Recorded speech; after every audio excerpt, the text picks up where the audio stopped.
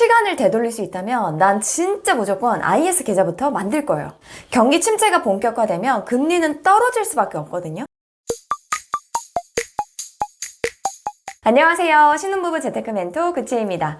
2023년 금융 키워드 중 하나가 바로 체리 슈머인데요. 물가 오르고 금리 상승하면서 알뜰하게 소비하고 저축하려는 소비자들이 늘어난 거죠.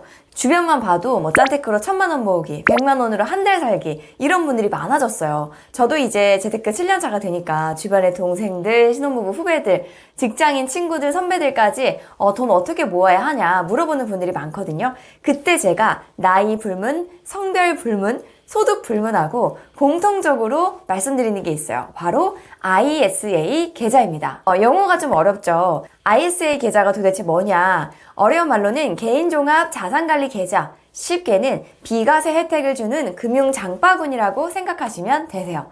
원래 예적금은 은행에서, 그리고 주식이나 ETF, 채권은 증권사에서, 개인연금은 주로 보험사에서 가입하고 각각 관리를 해왔잖아요. 근데 이 ISA 계좌는 이 모든 상품을 한 통장에서 관리하고 투자할 수 있다고 해요. 게다가 수익이 나도 세금을 안 내거나 덜 냅니다. ISA 계좌에서 투자하면 과세소득에 대해서 200만 원, 최대 400만 원까지 비과세 혜택을 주거든요. 이게 가능한 이유는 애초 ISA 계좌 목적 자체가 정부에서 국민들의 자산 형성을 위해서 만든 통장이거든요.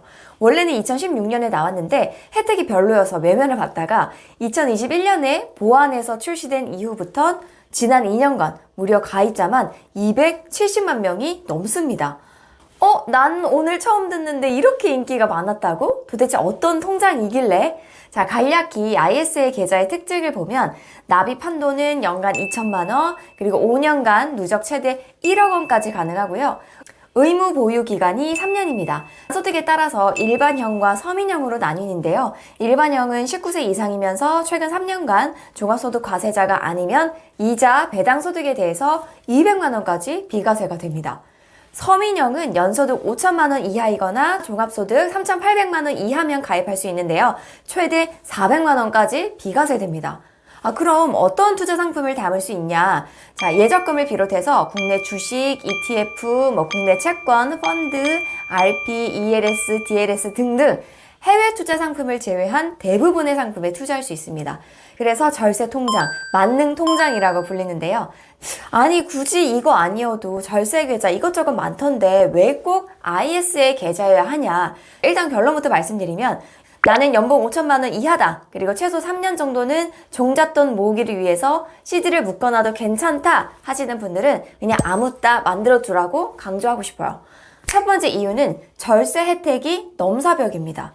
자, IS 계좌 주요 혜택이 이자, 배당 소득에 대해서 일반형은 200만 원, 서민형은 최대 400만 원까지 비과세 된다고 했잖아요. 이게 끝이 아니고 초과 소득에 대해서는 9.9%로 저율과세를 합니다. 자, 얼핏 들으면 세금 좀 줄여주는 게 그렇게 좋은가 싶거든요. 근데 일반 계좌랑 비교하면 차이가 확 납니다. 예를 들어 3년 동안 A 상품에서 400만 원의 이자 소득이 발생했습니다. 그럼 일반 계좌라면 이자 소득세 15.4%인 61만 6천 원을 뗍니다. 반면 ISA 일반형 계좌다. 그럼 400만 원 중에 200만 원은 비과세 되고 나머지 200만 원은 저율 분리과세로 9.9%만 뗍니다. 요게 19만 8천 원입니다. 같은 이자 소득이 발생해도 IS 계좌에서 42만 원 정도가 절세되는 셈이죠. 같은 상황에서 내가 만약 ISA 서민형 가입자다. 그럼 세금을 한 푼도 안 내요. 왜냐면 400만 원까지 비과세가 되니까. 수익이 1,000만 원을 넘어간다면 세금 차이만 100만 원 이상이 나는 거죠.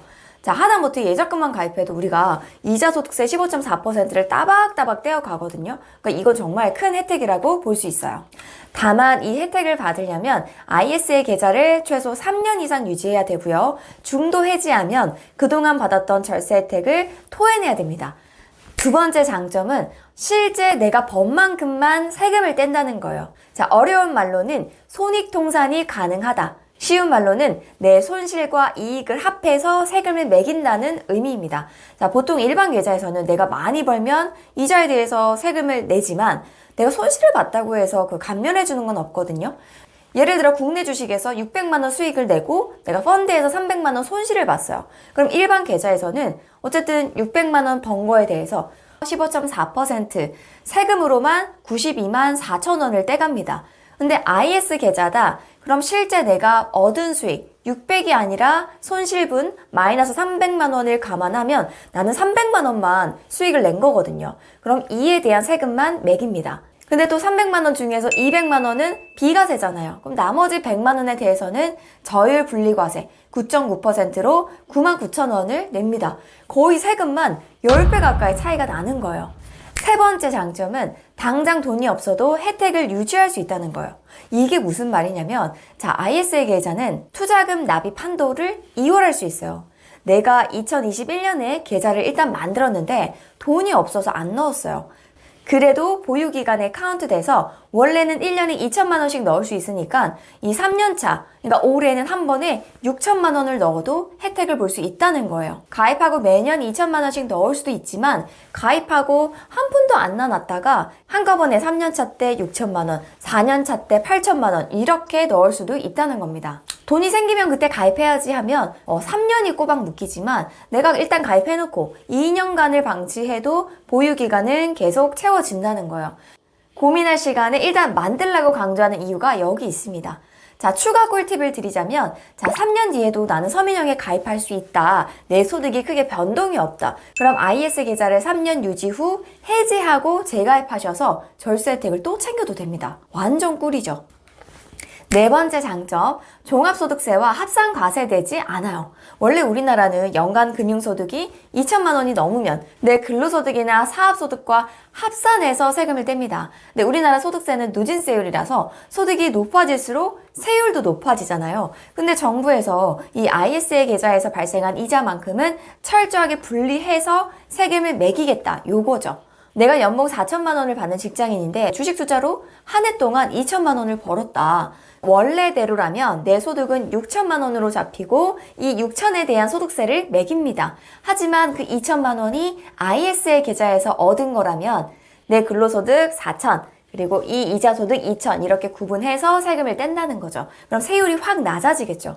그리고 직장인분들이야 건강보험료가 월급 기준으로 나오니까 와닿지 않을 수도 있지만 저처럼 프리랜서나 개인사업자분들 혹은 보유재산이 좀 있지만 당장 근로활동이 없는 분들은 건보료 부담이 더 상당하거든요. 근데 원래 건보료는 금융소득이 1,000만 원만 넘어가도 인상이 된다고 해요. 근데 IS 계좌에서 발생한 금융소득은 건강보험공단에는 넘어가지 않는다고 합니다. 저는 이제 개인사업자보니까 이 부분이 엄청 크게 다가오더라고요. 마지막 장점. 원할 때 원금 출금이 가능합니다. 근데 중요한 거는 이 원금을 빼도 페널티가 없이 절세 혜택이 유지된다는 거예요. 다만 연 2천만 원이라는 이 납입 한도는 입금 기준이에요. 내가 출금한 원금은 다시 채워넣을 수가 없습니다. 만약 올해 내가 2천만 원을 넣고 그 중에 1,000만 원을 출금했다. 그러면 이 1,000만 원의 한도는 살아나지 않아요. 그냥 이 나머지 1,000만 원에 대해서만 절세 혜택이 유지되는 거고 추가로 입금할 수 없습니다. 자, 그럼 IS 계좌 좋은 거 알겠어요. 근데 담을 수 있는 투자 상품이 엄청 많잖아요. 요즘같이 경기가 불안할 땐 어떤 상품을 선택을 해야 될까요? 지금 금리가 많이 오르긴 했지만 경기가 계속 안 좋잖아요. 그럼 언젠가는 금리를 인하하는 시점이 올 텐데 채권은 금리와 가격이 반대로 움직이거든요. 그래서 지금보다 금리가 높아지면 채권 가격은 떨어지겠지만 지금보다 금리가 낮아진다면 당연히 채권 가격은 올라가겠죠. 그럼 채권을 왜 꼭 ISA 계좌에서 굴려야 하냐? 채권은 크게 이자 수익과 매매 차익이 있거든요. 만기까지 보유하면 약속된 이자를 받는 거고요. 중간에 누군가에게 내 채권을 팔아서 차익을 얻을 수도 있어요. 여기서 채권의 매매 차익은 원래 비과세입니다. 굳이 ISA 계좌를 이용하지 않더라도 세금이 없어요. 하지만 이자 수익은 과세 대상이기 때문에 IS 계좌를 이용하면 내가 내야 할 세금을 확 줄일 수 있어요. 자, 예를 들어서 중개형 ISA 계좌에 2천만 원을 넣고 3년을 보유한 뒤 해지했습니다. 그 사이에 채권 수익이 짠! 이 표와 같이 발생을 했습니다. A 채권에서는 채권 이자가 200만 원, 그리고 채권 매매 차익이 100만 원 발생했고요. B라는 채권에서는 채권 이자가 400만 원, 채권 매매 차익이 150만 원 발생했습니다. 자, 그러면 이 기간 동안 채권 이자는 총 600만 원, 매매 차액은 250만 원인데요. 여기서 매매 차익 250만 원은 비과세. 그럼 채권 이자 600만 원은 ISA 계좌의 비과세 한도인 200만 원까지 되니까 요거를 제외한 400만 원에 대해서 9.9% 저율과세를 합니다. 세금으로 39만 6천 원을 내게 되죠. 반면 내가 일반 계좌에서 똑같은 수익이 발생했다. 그럼 채권이자 600만 원 전액에 대해서 15.4% 과세를 하고요. 92만 4천 원의 세금을 내야 됩니다. 2배가 넘죠. 참고로 ISA 계좌는 세금 계산법이 해지일 기준이에요. 투자 상품에서 이자가 발생할 때마다 세금을 매기지 않고요. 나중에 계좌를 해지할 때 지금까지 발생한 모든 이자 소득, 수익 난 거, 손실 난 거 다 합쳐서 한꺼번에 과세를 합니다. 자, 그럼 ISA 계좌에 채권을 어떻게 담냐? 과거에는 일반 개인이 채권을 사기가 상대적으로 어려웠어요. 근데 지금은 증권사에서 소액으로 얼마든지 쉽게 사고 팔 수가 있거든요. 저는 삼성증권 ISA 계좌를 보유하고 있는데요. 삼성증권 어플에 들어가시면 채권 카테고리가 있습니다. 그곳에 클릭하시면 채권 종류 그리고 이자 만기까지 한눈에 비교하고 고를 수가 있습니다. 자, 그리고 현재 삼성증권에서 중개형 ISA 계좌 이벤트를 하고 있어요. ISA 계좌에서 10만 원 이상 투자하면 무조건 5천 원 상품권을 100% 지급합니다. 그리고 거래 금액에 따라서 최대 10만 원 상품권을 주니까 ISA 계좌에 가입할 생각이 있었던 분들은 이 혜택까지 챙기시면 좋을 것 같아요. 자, 오늘 영상의 결론. ISA 계좌에 가입하면 이자나 배당 소득세에 대해서 절세 효과를 누릴 수 있고 돈이 없어도 미리 만들어두면 추후 목돈을 모을 때 시간의 기회를 가져다 준다. 그리고 경기 침체가 예상되는 시기엔 채권과 같은 다양한 상품 투자로 내야 할 세금을 아끼자입니다. 제가 오늘 준비한 영상은 여기까지고요. 다음에 또 만나요. 안녕!